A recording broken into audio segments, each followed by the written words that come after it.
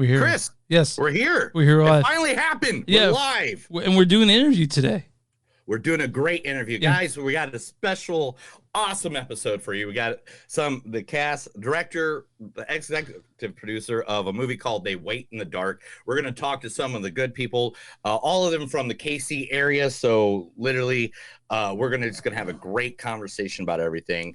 We're even going to talk about the wonderful things in life, like not only the movie, the locations, like, you know, the DeSoto Inn. We got to talk about the DeSoto Inn at some point. I feel like we got to talk about that. But also, Chris, we got to talk about the love that we have between me and you.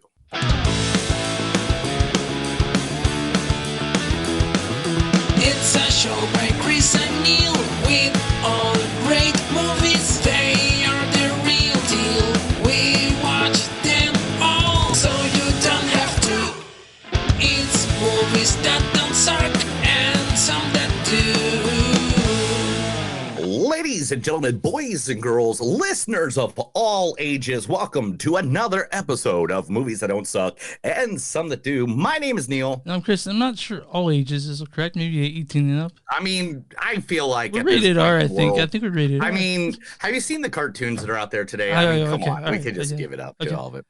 All right, today, guys, this is our special edition. This is a great episode. We are going to be talking to some of the cast and the creators of They Wait in the Dark. Now, They Wait in the Dark is a movie about Amy, a young woman who's on the run with her son, Adrian, from her abusive ex-girlfriend. When the past rises up to haunt them, they must confront the forces threatening them from both outside and in.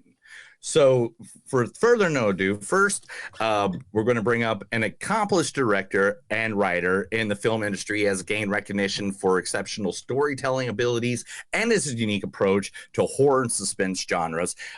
With his film here, They Wait in the Dark, currently available on Amazon. Patrick has captivated audiences with his ability to create intense and gripping narratives. Now, joining Patrick are two talented actors from They Wait in the Dark, Sarah McGuire and Meagan. Flynn. Sarah's remarkable portrayal of her character in the film showcases her versatility and dedication to her craft, and Megan's exceptional acting skills brings depth and authenticity to her role, leaving a lasting impact on viewers. Together, Patrick, Sarah, and Megan have worked collaboratively to bring The Wait in the Dark to life, crafting a chilling and immersive cinematic experience. Their combined talent and passion for storytelling has resulted in truly unforgettable film that has captured attention and praise of the audience. Now, folks, the cast and crew of They Wait in the Dark. Woo! Yeah! Yeah! Welcome, guys. Thanks for having us. Thanks for coming on. We're very happy to have you guys on. We're thrilled, actually. So, no, again, thanks for having us, guys. Like, guys, we're all out of wind because we've been talking to each other actually for like the last 10 minutes before we even got on air. And also having technical difficulties from. Oh, Chris! Chris always has technical difficulties. It's a thing he's been doing since day one. Come on, dude. I mean, I love him, but you know. Chris, it must run in the family, like brother-in-law, sister-in-law, like, you know. Yeah, maybe it's just but we're good. Now, let's get this started by first. Let's go right to writer Pat. The script, man. This movie, they Wait in the Dark, has some twists, it has some turns. I really love like the. We're not gonna spoil it, but there's this great twist in the movie that I just absolutely love.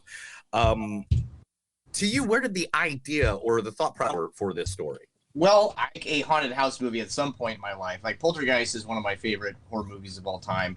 And obviously I wanted to make one that I knew was achievable on a small budget. So I wanted to write one where there wasn't a ton of characters and locations. So we wanted to keep it fairly contained. And for me, the biggest problem I have with ghost stories in general is it's like as soon as a chair moves or something like flies off a shelf, I would move or I would at least get out of the house. So for me, it was all about trying to figure out a way to make it believable to the audience that the character has no choice but to stay in this place.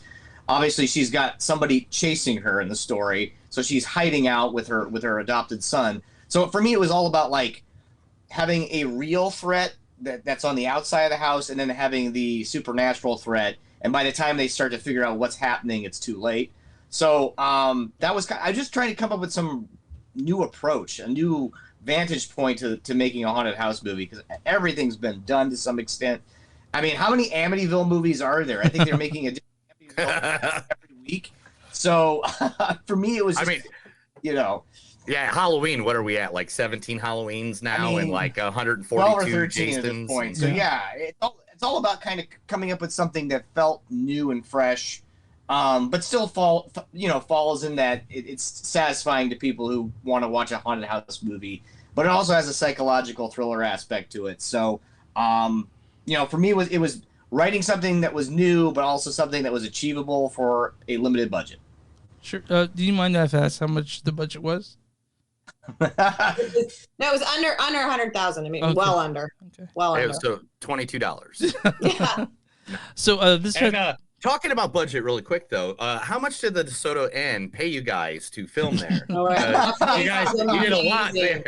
That place was amazing. I'm gonna go back and film another for a different movie. I'm eventually gonna go back to that place because it really was. That was actually the first day of filming that we shot at the DeSoto Inn. So it was great. It had a great look. The owners were really, really easy to work with. I think that's important when you get a location. You got to find the people who are easy to work with, because you're going to be invading their space, and so they let us kind of do what we needed to do to make the scene work, and yeah. And she had great stories. She was like, there was a body in room 8 once. There's a ghost in room 14. Like, I'm not kidding you. Patrick should go back and just like interview the owner. Yeah, you should probably just have a documentary based on the DeSoto Inn. Seriously, it's one of the inns that me and my wife used to drive past all the time. That would be like, man, someday we gotta get a room there. We gotta get a room there. Please don't, because we like them. So this is the best of the. So I want to say all the acting in this movie is top notch. Nothing feels forced. Everything feels authentic. So how did you guys present yourself in the mindset of your characters? All right, Sarah, go for it. Go for it, Sarah. Oh God, how did I put myself in the mindset of my character? Yeah, definitely. Just so my favorite thing with every film is like, oh, this is a horror movie. Don't approach it like you're in a horror movie. Perfect. Like don't approach it like you're in a comedy, because it's gonna seem like a little like over dramatic and like a little farcical and like silly. But so the mindset of Amy was pretty much just like kind of like honestly like essentially going through like the day-to-day things. And like with this film, I was super, super happy. We didn't film everything chronologically, but we were able to film things pseudo chronologically to where it was still like really, really helpful for me as an actor to be able to be like, all right, so cool. Here's my mindset for this scene. Here's my mindset for this scene. But also without being able to like kind of like bury the lead like too much and be like, well, here's how the film ends. Like, right. I know exactly what's going on. I know exactly what like my end goal is, but also like kind of keeping my end goal in mind of like, I am a struggling mother, trying to protect my son to whatever ends. Yeah. And that was basically like my mindset throughout the film is like, I am a struggling mother trying to protect my son to whatever ends. Talking you being a struggling mother, Adrian, aka Patrick McGee, great acting in little Patty McCloverson. Where did you guys find him? How did he get attached to the film? He this is actually watch this kid now, because he is going places and you're not gonna be able to see him for free for long. We should have gotten his autograph. Yeah. we should have gotten his autograph in this movie, man. He's actually his entire family is actors in Kansas City. His mom is like the only member of his family that's not actors. So his grandmother runs an arts organization here. His other grandmother and grandfather are both actors. His uncle and his uncle's girlfriend are actors, and his dad is actually currently an actor on the star show Power Book, whatever level of Power Book doing. Yeah. So yeah, this kid is like, he's just brilliant. And I had remembered that his one grandmother's a friend of mine, and I'd remembered she'd had a grandson about the right age and the right look, and he did a lot of theater in town.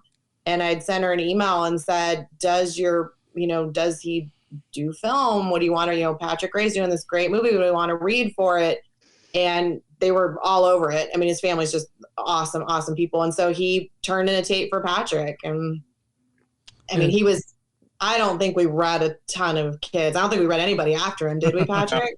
He was perfect. Well, and it was funny because, I mean, initially he was 8 when we shot. And initially I was nervous because you just never know. Yeah. We're going to be doing some overnight shooting. So, like, we did some days that were 5 p.m. to 5 a.m., right? And so I was concerned that he would run out of energy, but it was the opposite. I mean, by 3 a.m., he was running circles around the crew. Like, he had so much energy, and we were all like, we need more caffeine. Yeah. Such a pro. So with Casey being a pretty vibrant filmmaking community, what was actually the most difficult part of making this movie? I mean, there are a number of things that can happen. Like, for one, you can't control the weather. Yeah. I mean, whatever filmmaker finally creates a device that controls the weather will be the most powerful filmmaker of all time. Because it's like, there was a day where we had to shoot, and it was like 103 in the shade, and it was an unpleasant part of the shoot because we had to do some stuff with it. We had a stunt weapon and all that stuff, so we were already very, very nervous. And that was a very challenging day. I mean, obviously, had ticks dropping, like those little mini micro ticks dropping from trees right above us. Yeah. I'd be out. It was horrible. I'd be out. But Megan came in clutch, and she's just like, where do you need me to spray? I got all the bug spray. I got all the bug spray. We had ticks. We had I kid you not, the basement that we were filming in, we found this 5-foot-long shedded snake skin. Oh, that's right. I forgot about that. I lost my goddamn mind. It's the snake's skin. So where's the rest of the snake? Where's the snake? I don't know where the snake. Where's the snake? And you already got that pentagram down there with the candles. I'm guessing is that the basement you're talking about? Yes. So so that with the snake skins and it's like the 7 plagues came back. We should have incorporated the snake skin into the pentagram. Oh. And the more people that bring that up in these interviews, in these podcasts, we should have brought up that snake skin and just incorporated it. Oh, so we had exclusive. So yeah. So did you guys actually light all the candles around the pentagram? We did for the wide shot, and then we had to kind of figure out, because the problem was Patrick McGee's hands were so small that he couldn't light the lighter in the close-up. So we had to use the cameraman's hand in the close-up. You cannot tell. But no, you can't. Really closely, it's clearly not an 8-year-old's hand. Was it Laurent's? No, it was Hanu's hand. So we had to do that because, I mean, the poor kid, he was trying, and then he would burn himself, and I'm like, all right, so we kind of had to do some trickery with that. But I mean, for me, in terms of challenges, we had to find a location that was a house that was, looked like it was lived in and abandoned for a long period of time. And whenever you're trying to find a house location, you either have to find a house that looks like that where people are living in there currently, and then you have to offer them a hotel for X amount of days that you're going to be filming in there, or you have to find a house that's empty and then furnish it to make it look like it was abandoned and has a bunch of stuff in there, cobwebs and stuff. But we were able to hit the jackpot, and we found a house that looked perfect, hadn't been really touched in a decade.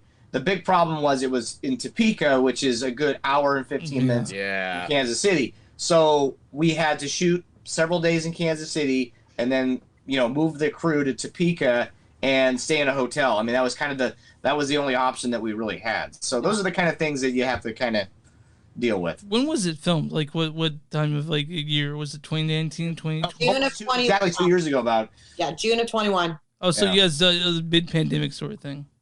It was, we were kind of just coming off of the pandemic, which is partly why we were doing such a limited cast and crew, because we didn't really have the same restrictions and people were getting vaccinated, but we also, like, the whole world wasn't wide open. So, yeah, it was a little tricky. Now, go ahead. Now, I want to jump in a different direction real quick because I am really I am a horror movie fan. I love anything gory and I love special effects and stuff like that. And some of the special effects, like I got some stills here that are just ridiculous on the makeup job and with like the artwork on the fingers and even the nails if you zoomed in on them and stuff like that, just very realistic looking. Who did you have helping you in the special effects department here? Jake Jackson. We had a guy named Jake Jackson. He is fantastic. He's worked on several films with me now at this point, and he's actually based out of Topeka. And it was tricky because we had to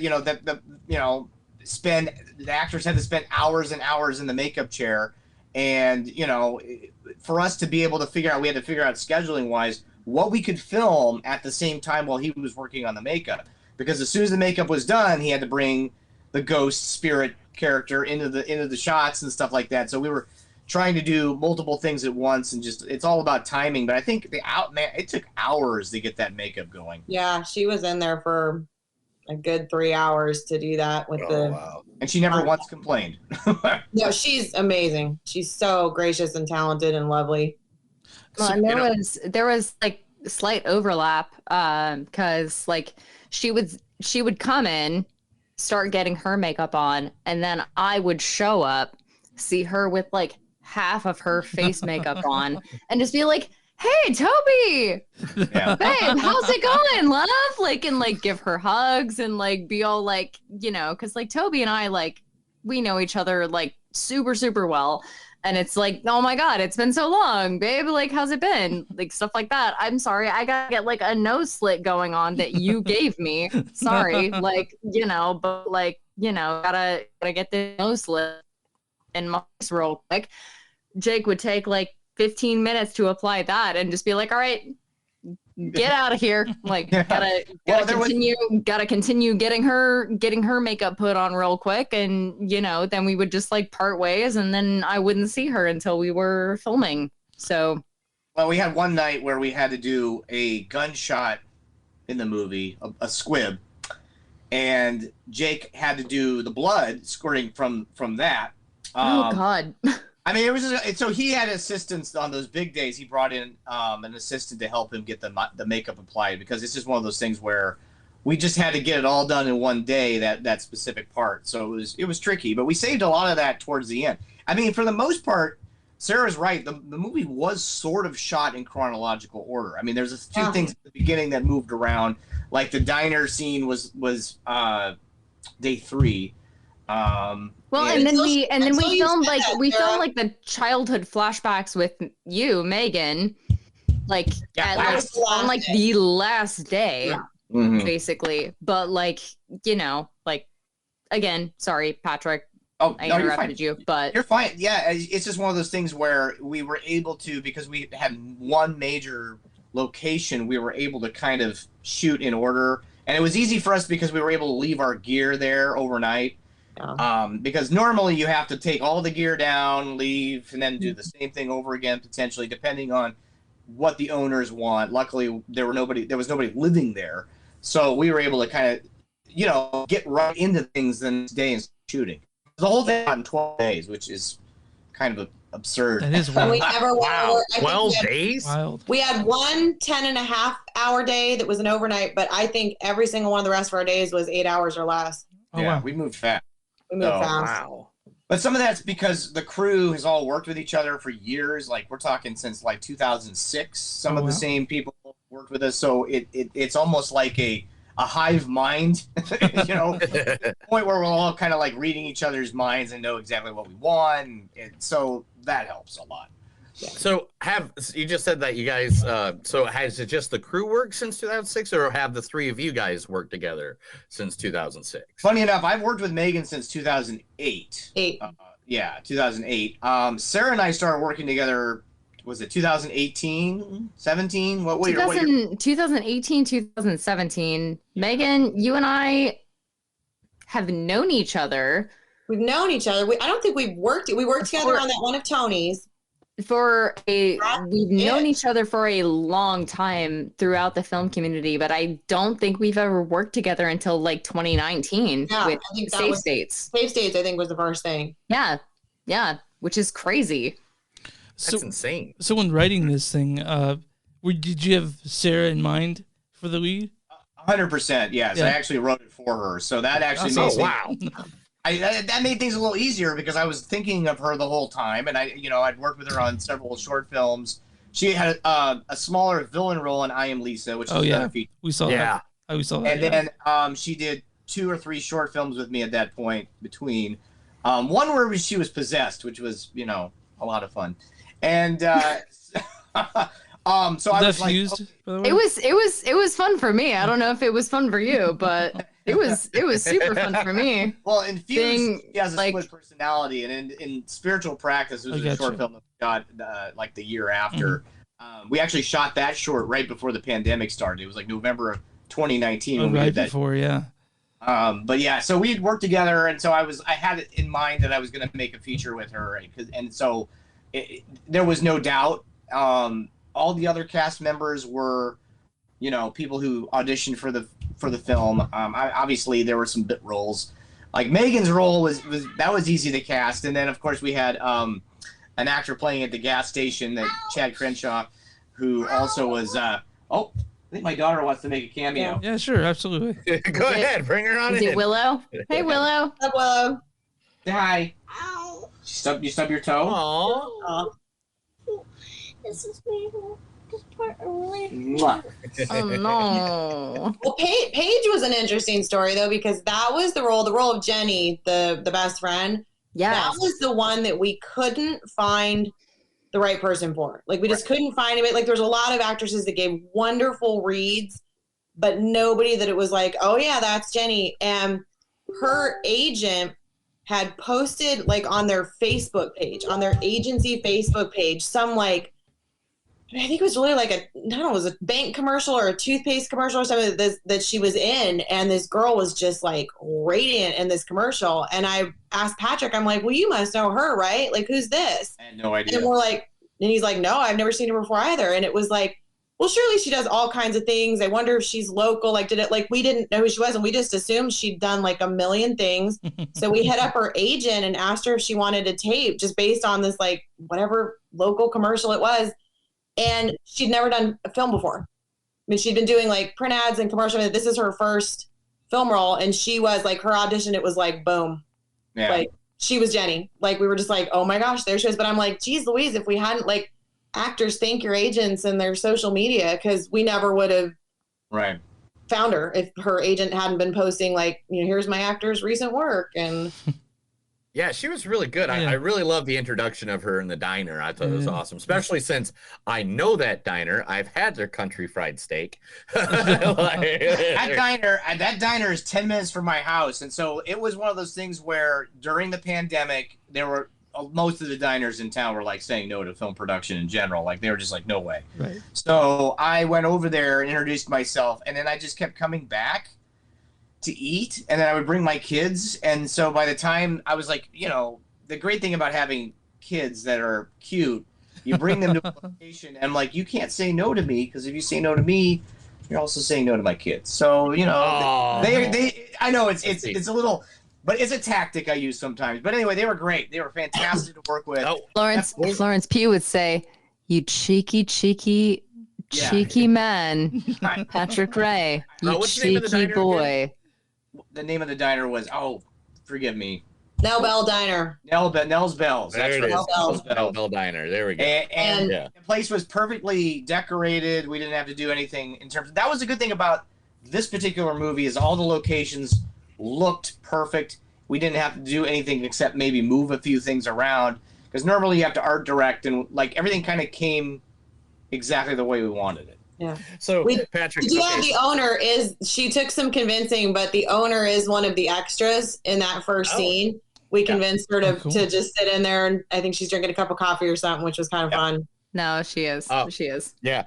So I said this to Chris after I got done watching the movie, and he's like, dude, nobody else is going to know that. And I was like, okay. Well, I go, man, DeSoto Inn and Ells Bells, that's a 12 and a half hour walk if you're walking that. And I feel so sorry. That kid should have been like dead on the street. we tried to make it look like it was like close. That was creative geography. I know. Yeah, I know. I think it'd be more than 12 hours, probably. I don't know. That's a long walk. I googled it. We googled it after I argued. Hence the fact that we're like leaving the DeSoto Inn when it's like sunrise. That's true. And entering. Yeah. Oh, it was sunfall. Okay, yeah, I thought it was the same sun. There, see, there you go. There you go. Fucking Neil. I know. Hey, stop. I can't perceive everything. After leaving a gas station in Leavenworth, you were just hoofing it all over the Tri-County area. That scene at the gas station in Leavenworth was fun to shoot because, I mean, we're an independent film, so we couldn't afford to like say, hey, close your gas station down for our movie. So we had to film while the gas station was open, which worked for a while. Luckily, it worked while we were filming on the inside because there wasn't a huge amount of people coming in. It was a weeknight, but as soon as we started filming outside, oh man, people started spreading the work, and they started pulling into the pumps, and then they were all filming us with their iPhones and. Finally, I had to say, look, here's the deal, because, if the shot is on Lori, who's playing Judith, and I can see that pump behind her, the same car has to be back there. Yeah. And I was running into a situation where one car would leave and then another car would come. And I'm like, you guys just stay there, chill out, watch this film, but just keep your car there. Because if take two if I use like the front of take two and then the last part of take three, and there's a different car in the background, then people are gonna. And please stop TikTok. Like we had to ask people, like, you can take TikTok videos just when they say action, put down your smartphone, because we literally had people in the background like, TikToking and Snapchatting themselves. If you had the different car, it'd be the goofs on IMDb. Exactly. I don't want to be on those. Yeah, exactly. Now, Megan, when I was looking up information about you, I noticed you're originally from Montana. Is that correct? Yes, correct. Yep. So when did you get to the Kansas City area? I actually grew up there in Montana and went to college at Gonzaga in Washington and lived in Seattle and then moved to LA. And so I was living in LA. My husband is from the Kansas City area. So it was when we were kind of making the decision about like, do we want to base and put roots down in LA or in Kansas City, and we wanted to have kids, so we kind of like the idea of raising kids out here in the Midwest. And as I tell everybody, I'm like, my first mortgage here was the same as my one bedroom in West Hollywood. Jesus Christ. My mortgage here in Tulsa is literally $200 less than what I paid. Oh my gosh. So like you just can't beat the affordability of Kansas City. So yeah. So I'm guessing for all the roles I've seen you that you've been a part of and stuff like that, you've probably had to travel for some of those roles and stuff like that. So you've probably filmed in a lot of different locations. So what is your favorite place to probably film at, and why is it Tulsa, Oklahoma? Well, I mean, I work as both. Hey, I was just in Oklahoma City last year for Tulsa King. So yeah, I know I saw it out here. Great experience with your Oklahoma film community. Amazing. It was such a great week. As an actor, my preferences are different than as a producer. As a producer, I love filming in Kansas City. I mean, people are still excited about film here. Like Patrick said, when you go to locations, people are pumped about it and people want to help you out and people get excited to be in film and the crew just really collaborates and people have a flexibility here. And the talent level is the same for cast and crew here as it is anywhere in the country. So as a producer, I absolutely love filming locally. So I want to congratulate you guys on 100% Rotten Tomatoes. That's awesome, by the way. Whew, okay. I every now and then I just go and I look and I'm like, is it still okay? Good, it's still there. It's still. Yeah, no, we've been fortunate. We got a good review from the New York Times, and so that was very, very helpful. I saw that. I was stoked for you guys.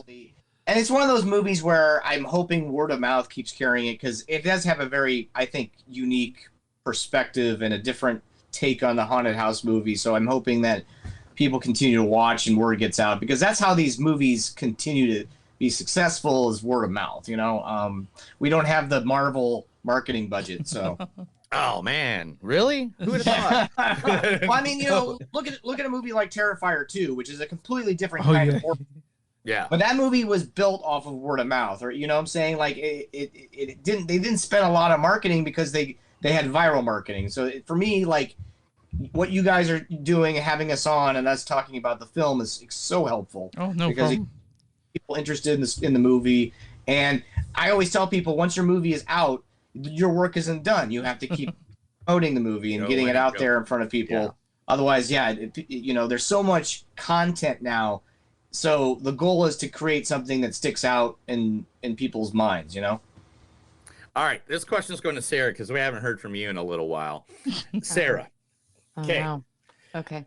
Hey. We had a great conversation with you. I don't know, was it 220 episodes ago? It was. Now? Yeah, so how many episodes? How many? Because every week. That was when we were talking about what was it? Brie Larson's Polar and Short Term 12. We talked about Short Term 12 and Polar. Yeah. Yes. Oh my God. And you were working on something Yeah, at the it's time, my favorite Brie Larson film, aside from Room. Room. Oh, Room is great. Not The Room. Well, I mean, let's not really be mistaken, but Room. Just Room. What was your favorite part of this filming experience, or and what do you think you have coming up in the future that we're going to be looking forward to seeing from you? Oof. So, to reiterate, my favorite part of this filming with Dark, and what am I looking forward to later in the future? Yeah. All right. Cool. Man, I'm not gonna lie. little Patty McGee. Yeah. That kid. He gave me the best, but also the worst things to say. He would look at me with his cute little his little baby eyes and just say hey, in between takes, he would just say, hey, you're a good mom. You're gonna be a great mom. And I was like, my little baby boy, what are you doing to me right now? And then literally 5 seconds later, he was just like, hey, you know what this is on the side of your head? That's a bald spot. I have a bald spot on the side of my head too. It's okay. We all get them. And I'm like, bro, you're 8. What do you know? Get out of here, man. Don't even talk to me. But honestly, yeah, I would say working with little Patty McGee. But I mean, who would have thought that another Patrick could come to Kansas City and take over from the other Patrick guy that's there? I don't know what that guy's name is, but I know, right? And you're Patrick, right? Patty McGee. Who's this guy? He gave me $5 one day between takes. I didn't know he was standing next to me, and he slipped a $5 bill in my pocket. And then hours later, he goes, "Hey, can I have that $5 back?" No. What? It was adorable. Let's finish the story with that, because he did that with almost every other cast and crew member, because he would go over to every single person and be like, "Hey, man, I got $5 here. Let me slip it into your pocket real quick. And then he would like wait 5 minutes and be like, you still got that $5? And snatch it back out of your pocket. What the heck? And it's like, I can't in good conscience keep it. Yeah. Like Meagan, did he do that to you? He never did to me, but I love that we had to have Big Patrick and Little Patrick on set. All the very Big Patrick. So like Little Patrick's going to be like 35 winning an Oscar, and we're all going to still be calling him Little Patrick. I will always be calling him like Little Patrick McGloverson, because he hated that. Because it's just like Little Patty McGee, Little Patty McCloverson, and like just like the most Irish of Irish names. And he was just like, stop calling me that. And I'm just like, oh, but I gotta be your mom. I gotta patronize you a little bit longer. Like, you know what? Like, if you're at the Oscars, you need to yell that at him. He also treated me like his mom numerous times. And he's just like, hey, you're cute. Or, hey, you know what? Your booty's sagging out of your shorts today. And I'm like, bro, why are you looking at that? Stop. Like, what is wrong with you? Like, oh, that's no, he has no filter. And it was. I hope he never does. He's so fantastic. Awesome. He was the best to work with. So the way it sounds is that, you know, Patricks are just taking over Kansas City. Ever since I moved away, anybody with the name Patrick is just taking over Kansas City. Yeah, Neil, you missed out. I know, I missed all the Patricks. You should change your name.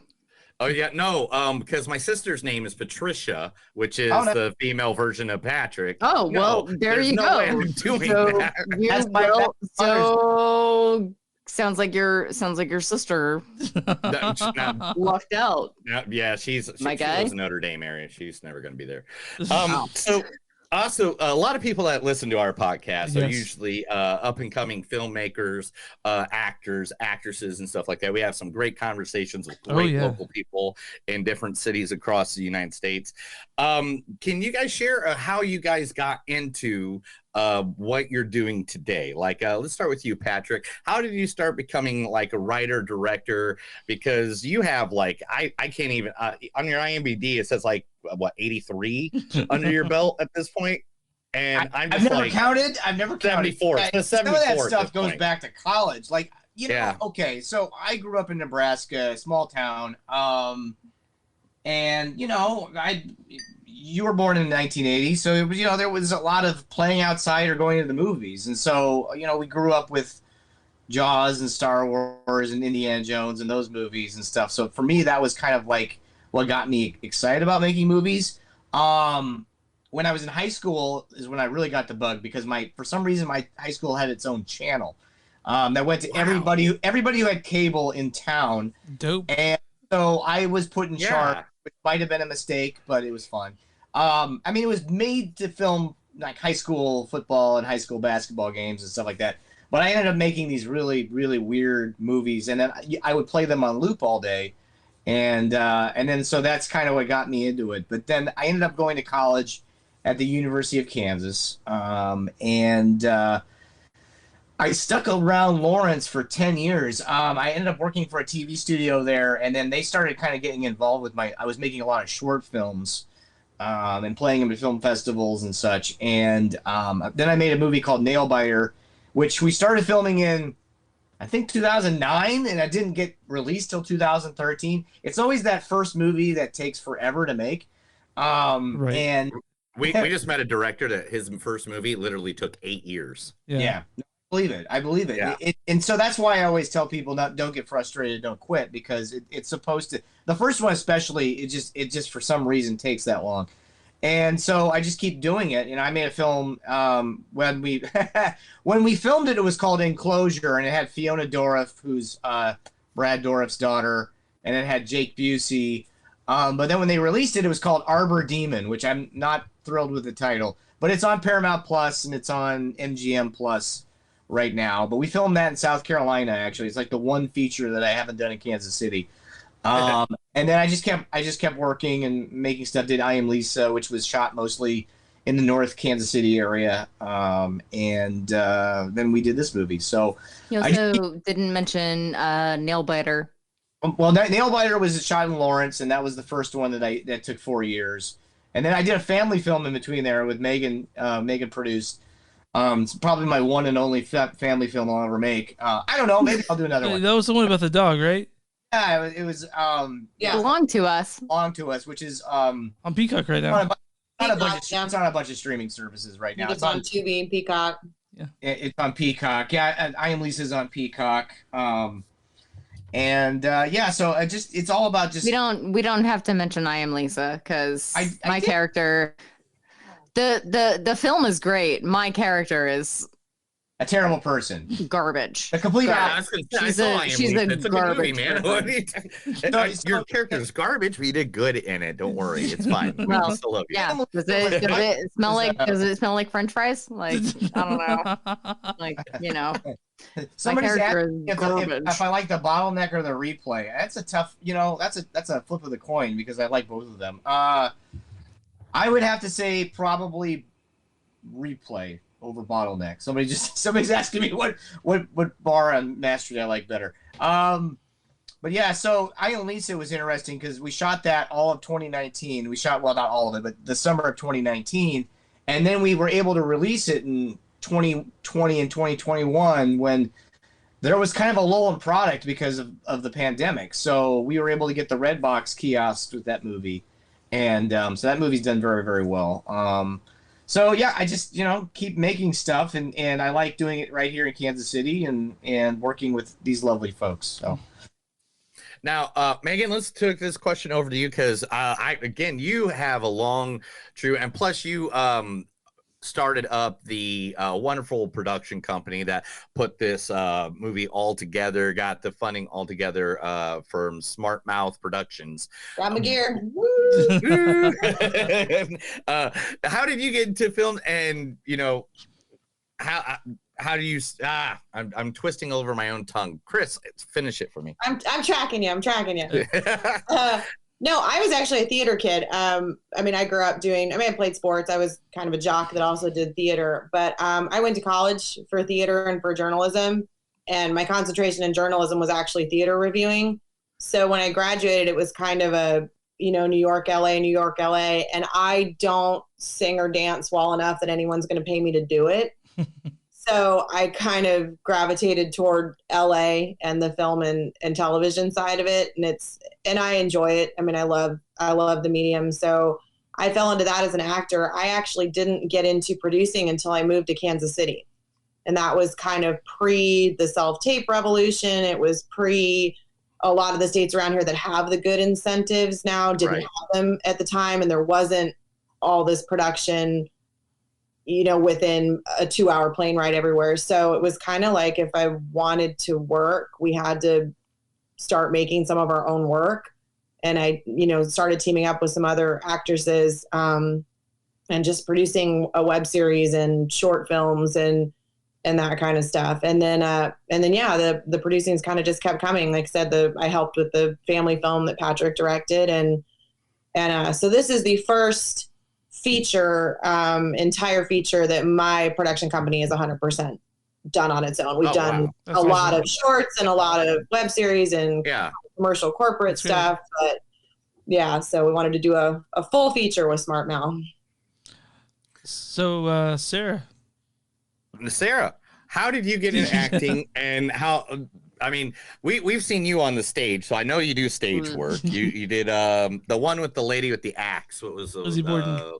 Lizzie Borden. I remember you were in that one. Lizzie Borden. Yeah. I remember seeing that one. So I was not Lizzie. I was. No, you weren't. You were the sister. I was her sister. Yeah. Yes. Excuse me. My full name is Emma L. Borden. The L is for Lenora. Oh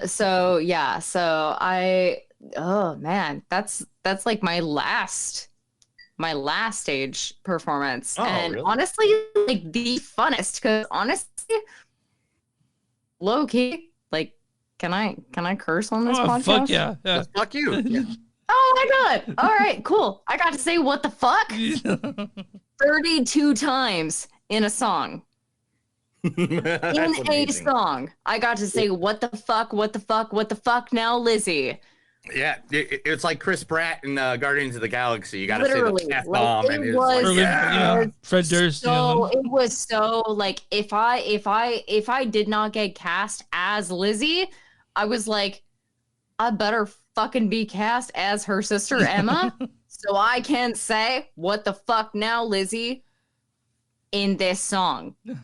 And I got cast as Emma, and I was like, cool, great, fantastic.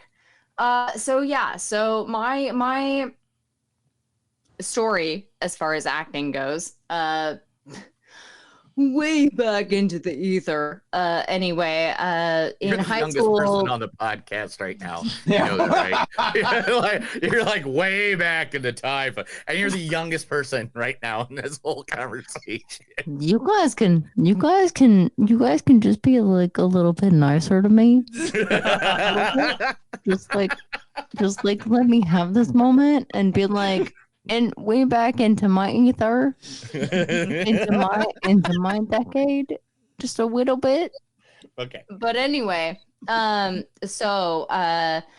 I had no inclination or like aspiration to act at all until I was like maybe like 20. But unfortunately, I was like put into a like an acting class in high school, ironically, when I was like 17. And then I was like, oh crap, like schedule mishap completely. And I was like, oh, this is like, I'm like sweeping the floors in a production of Annie as like maid number 37. But I like see the audience when like the curtains open, and I was like scrubbing the floors, and I was like, oh, what is this magnificence? Oh my goodness, this is amazing. And like I told my parents, I was like, yeah, so I think I want to go to school for like theater or like musical theater. And my parents were like, okay, sure. We'll support you and we love you, but like it's not gonna be sustainable for like your life. And you know, same goes for today. But anywho, yeah, so got a BFA in musical theater. Have done very minimal with musical theater, but have done a lot with film. Now, Chris, go ahead and if that makes any sense. It makes perfect sense. Chris, I think it's time for you to ask that question that I hate more than anything in the entire world. It's a question we ask everyone. Every podcast is the hardest question. I'm going to start with Patrick. What is your favorite movie? Probably, man, it's probably Raiders of the Lost Ark, but like, because I love that answer. Oh, high five. It's one of those things where you're like, you watch it, like, what would you change? Nothing. You know, what would you change? Nothing, right? But I mean, Empire Strikes Back. It's like they kind of joust in terms of one's my favorite. I'm a big Star Wars nerd. Meagan knows this. Everyone knows this. But I think Raiders is like a perfect movie. I think there's nothing like you would change in it. So are you scared to see Dial of Destiny then?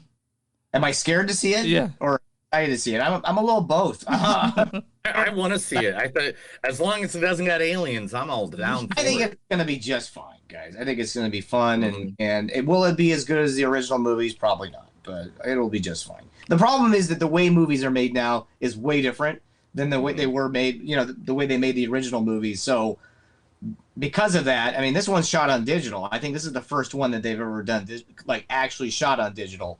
So there's always going to be a visual thing about it that seems different from movies. Anyway, I've talked long enough. Meagan? Godfather.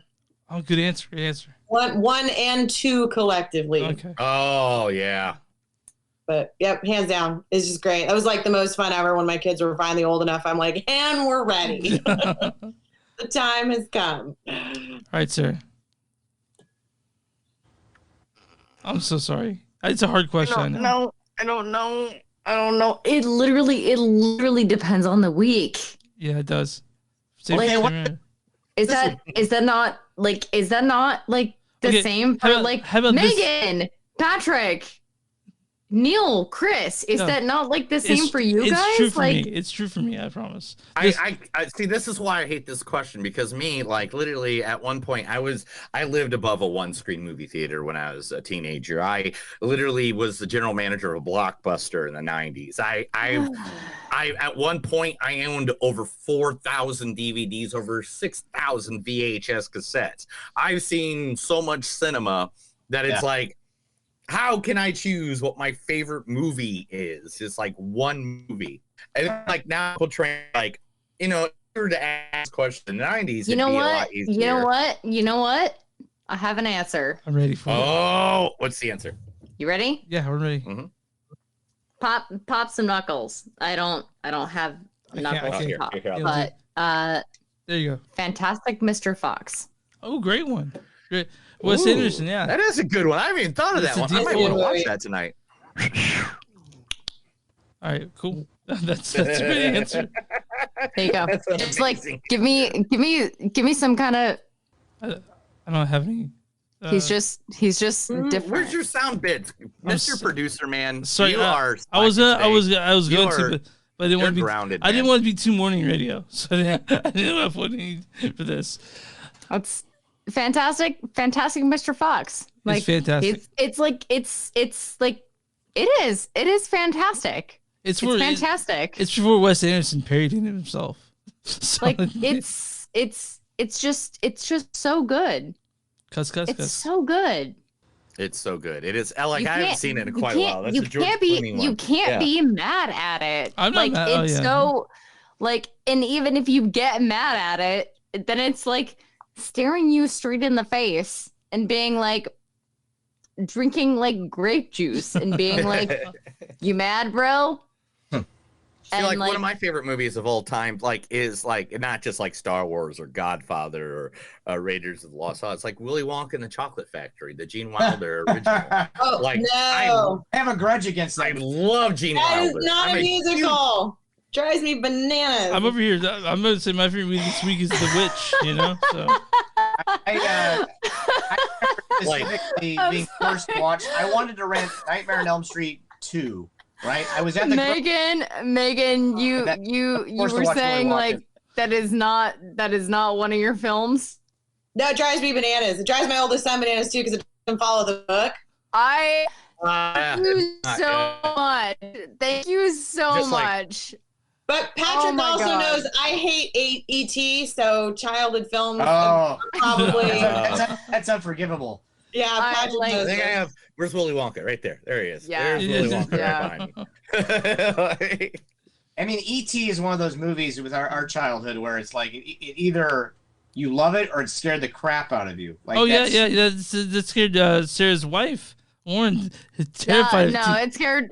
No, Chris. Yeah? Let me correct you real quick. It's because your wife, Leah, Yeah. my wife's sister, scared the bejesus out of her by being like, "Hey, let me prop this ET little like dummy under her bed," and then be like, "Hey, Lauren, look under your bed," as like any old sister would to a younger sister.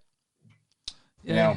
Rude sibling shit. Childhood trauma movie for me was The Dark Crystal. Oh yeah. And I loved the Dark Crystal. Yeah. Loved the Dark Crystal. I never ending story. Charles, That's elaborate. my trauma Oh. movie is The Gate. My sister showed that to me when I was 3 years old, and it terrified me. It's an awful movie. When They used I to play that when I- movie on the HBO in the middle of the day. Like I remember HBO, they'd be like, "Hey, let's play The Gate at 1 p.m."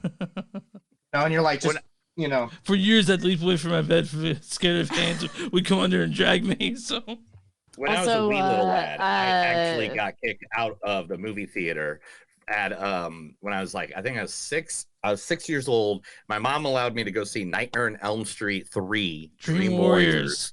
Welcome to prime time, I was laughing so hard at it. Like the little puppet one where he's got the puppet guy. Yeah. I was a kid laughing. Everybody else was like, ah! And I'm a little kid going, ah, that's so funny. And like, I got kicked out of the theater for laughing too hard. That's amazing. That's an amazing story. I remember when it played in the, because there was a theater about 10 minutes outside of my hometown that also played it had 2 screens. I remember the poster fascinated me to the point where I went home as a 7-year-old and I drew the poster. And because for some reason posters for me were like a big thing. I remember seeing the poster for Legend when it came out and just being amazed by that poster. And it's still one of the best movie posters I've ever seen. When I go to Halloween parties or stuff like that, and I see people that actually do the Prince Darkness setup, where they have the horns and they're walking around like that, I'm like, 1, amazing. 2, headache. You're gonna have a headache by the end of the night. I know you are. I would like to know how much the horns weighed. I think they were looked like they were heavy, but they were actually pretty. My theory, but they were shallow PCP pipe. I saw a hole behind the. Oh, no kidding! With Tim on Curry. That. Tim Curry. Where do you know your Tim Curry from? Yeah, everywhere. I love Tim Curry. For us, it's either Legend or It. And then for Clue. I was a huge yes, Clue. Megan, Clue. Or Home Alone 2. He was in that too. Or wait. Rocky Horror. Yeah. Or Treasure Planet. Treasure Island. Treasure Island. Muppet Treasure. Good pick. We're just going through everything Tim Curry. Okay, everybody, let's wrap this up. Okay, so I ask every person that comes on the show to do this for us because I cut it out and I save it for intros. So I'm gonna ask you to. Yeah, it's okay. So Patrick, I'm gonna ask you to say. No pressure. I just say. This is Patrick Ray. You're listening to movies that don't suck and some that do. Okay. This is Patrick Ray, and you are listening to movies that don't suck and some that do. Perfect. Megan? This is Megan Flynn, and you're listening to movies that don't suck and some that do. Sarah? This is Sarah McGuire, and you're listening to movies that don't suck and some that do. Perfect. I love it. All right. Let's do the wrap up right here, Chris.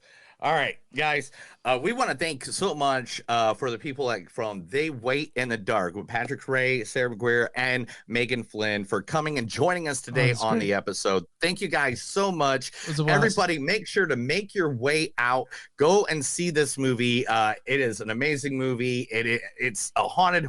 It's the best way to say it's like a haunted horror movie, a haunted house movie where it has a twist in it. And believe me, you are going to love the twist that they put on this movie. So please go watch it. It's on Amazon, anywhere VOD is available. Make sure you have a good day and have a good time. Take care of each other and love each other as well. One thing that I can actually ask Patrick and Megan, and also sure, Chris and Neil, what are you guys working on in the future? You want to go first, Chris? Yeah. I'm gonna flip the script. So right. What are you guys working on? So every Thursday we record a new podcast. Okay, Chris, let's go with you first. Every Thursday I do a podcast on movies on something that do comes out the audio version comes out every Sunday with Neil who's here, right, Neil? Yeah, I do something. Yeah. I don't know what I do. I do something. I work in radio, so I work for the podcast here. We record every Thursday live here every Thursday on all platforms. Then on top of that, I also work in radio, but that's all production stuff in the background. Right now, I'm actually working on a wrestling podcast that I'm going to have up and coming here in a little bit. And I've been working with local pro wrestlers here in the Tulsa area because I don't know if you guys know this, but there's like 7 wrestling promotions promotions in Tulsa. It is ridiculous. And one of my friends last year, we were just sitting having beers on a couch, and he's like, I'm going to become a pro wrestler. That guy now has 2 titles for 2 different companies in here at Tulsa. So I've been working on a lot of stuff on the background like that. That's why I built my nice little studio here, so I could do a lot more stuff online. Patrick, what you got coming up? Well, you know, I always have got at least 3 things going at the same time. I've actually completed a bunch of short films that I've shot 3 or 4 different short films since September that are going to be circulating the festival circuit. And then Sarah and I are working on a found footage horror movie, which I don't know what your feelings are on those, but this one will be different and interesting. And then I'm also working on a sequel to I Am Lisa, which we pray that it'll happen. And yeah, just, you know, I'm one of those guys, when the right project comes my way, I will swoop on it. So, Meagan, what you got going on? Oh boy. Well, I don't know if you guys know, we're on a writer's strike, and I think we're about to be on an actors director strike as well. So probably not going to be working much this summer on the acting side of it. So we're kind of just taking it day by day. I've got some stuff I'm helping producing wise, a short and, you know, a couple other projects. Do you have inside talk on when it might end? You what? Do you have inside talk on when the strike might end for writers?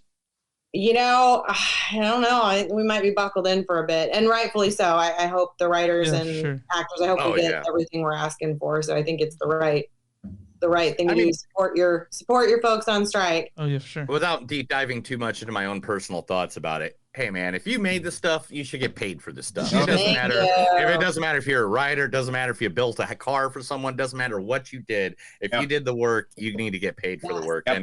And people who keep trying to take money away from people are doing that. Believe me, I just anyway. Yeah, support your strikers. But yeah, so kind of just gonna see how it goes for right now. So like Patrick said, I've always got 2 or 3 things that are there. You have to have several things going at once, and hopefully one will hit. You know. Yes. Yep. All right, guys. All right. It looks like no one's asking any questions. So, guys, thank you for watching. Appreciate it. This episode will be out later this week on Spotify, Apple, all the above. Thank you guys for joining in for us. You guys have a good day. And remember, if you can't love each other, make sure you love yourself. Have a good day. Hey guys, our interview with the people from The Way of Dark, that was fucking awesome, wasn't it? Yes, I mean, director Patrick, actor Sarah McGuire, and Patrick Ray, Sarah McGuire, and the executive producer from Smart Mouth Productions, and actor Meagan Flynn, who is also in Tulsa King. I'm just going to say that again. Since I'm from Tulsa, or I live in Tulsa now. But it was a great conversation with the guys. And guys, again, go check them out. The video is available on all video on demand sites. It's on Amazon for $3.99. Voodoo, $4.99. It's a good little movie. It has a great twist to it. And if you're from Kansas City, you're going to love seeing all the locations that you know, because all the locations are things I know you've driven by at least 4 or 5 times. But if you guys want to get a hold of us, here's how you can.